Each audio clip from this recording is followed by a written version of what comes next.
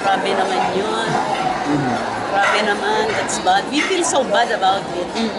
Unless the one who published that will give hard evidence. And if he cannot, then he's doing a disservice to the judiciary.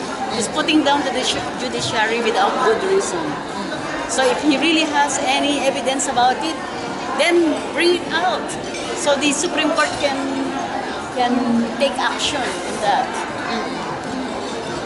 We deplore unverified information being published,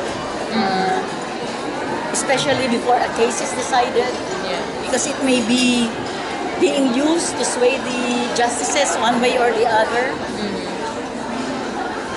What for is it being published?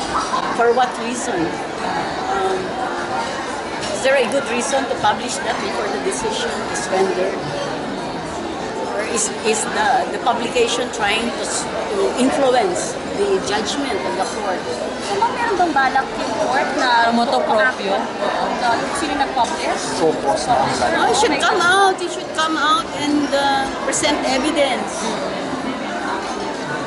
That is unfair to the court if you publish something and then you do not substantiate it. Nakasokos mo ba? May ganun bang plano? Wala na.